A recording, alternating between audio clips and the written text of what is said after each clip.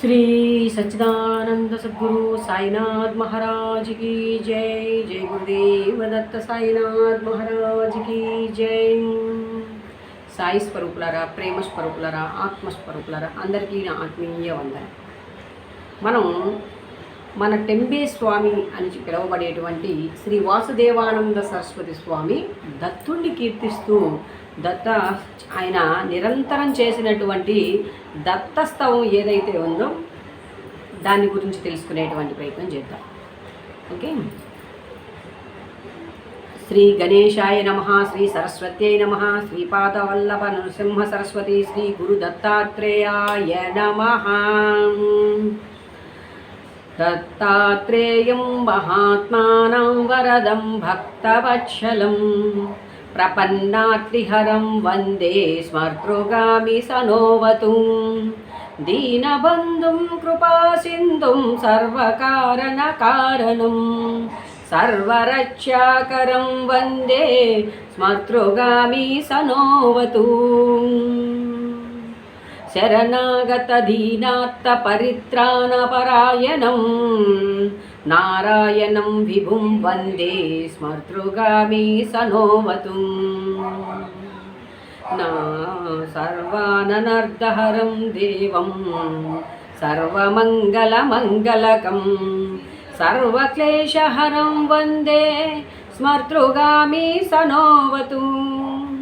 బ్రహ్మణ్యం ధర్మతత్వజ్ఞం భక్తకీర్తివివర్ధనం భక్తాభీష్టప్రదం వందే స్మర్తృగామి సనోవతు. శోషణం పాపపంకస్య దీపనం జ్ఞానతేజసః తాపప్రశమనం వందే స్మర్తృగామి సనోవతు. సర్వరోగప్రశమనం సర్వపీడాసౌరణం విపధుద్ధరణం వందే స్మర్తృగామి సనోవతు. జన్మ సంసారబంధగ్నం స్వరూపానందదాయకం నిశ్రేయసపదం వందే స్మర్తృగామి సనోవతు. జయలాభ యశః కామా దాతురుత్తస్య యస్తవం భోగమోక్షప్సేం ప్రదస్యేమం ప్రపటేద్దకృతి భవే. ఈ దత్తస్తవం చాలా చాలా ప్రాముఖ్యమైనది, ప్రాశస్తమైనది, మరియు మనకి ఇది అమిత శక్తివంతమైనదట. దత్త స్తోత్రాలన్నింటికీ తలమానికమైనటువంటిది ఈ దత్తస్తవం. నాకు ఈ ప్రపన్నార్తిహరం వందే స్మర్తృగామి సనోవతు అనేటువంటి దాంట్లో అర్థం తెలియని రోజుల్లో ఒకట సత్సంగానికి వెళ్ళినప్పుడు ఒక సత్సంగానికి వచ్చినటువంటి శ్రోత అడిగాడనమాట. అప్పటికి దత్తాత్రేయుడు గురుచరిత్ర తప్పితే నేను మిగతా వాటిని పెద్దగా చూసింది లేదు.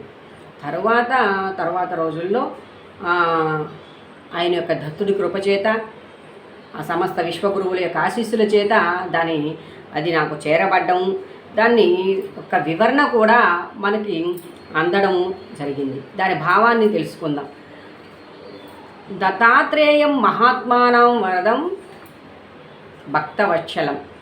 మహాత్ముడు వరములనిచ్చేవాడు, భక్తులను భక్తవత్సలుడు అంటే కదా, అదే కదా, భక్తులను కన్నబిడ్డల వలె రక్షించేవాడు, ఆశ్రయించిన వారి బాధను తొలగించేవాడు అయిన దత్తాత్రేయ స్వామికి వందనం చేస్తున్నాను అంటే ఆశ్రయించిన వారిని, స్మరించిన వారికి వెంటనే స్మర్తృగామి సనోవతు అనే దానికి స్మరించగానే వచ్చి ఆ దత్తాత్రేయుడు మమ్ము రక్షించుగాక అని చెప్పేటువంటిది అన్నమాట.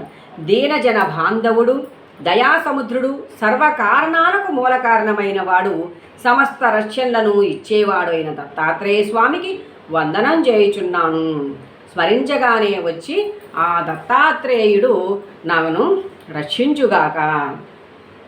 తనను శరణు వేడిన వారిని, దీనులను, అంటే ఒక్కొక్క లైన్కి అనమాట ఇది.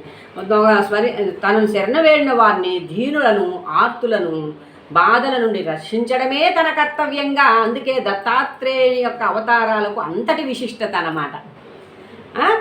కర్తవ్యంగా కలవాడు, నారాయణ స్వరూపుడు, విశ్వవ్యాపకుడు అయిన దత్తాత్రేయ స్వామికి వందనము.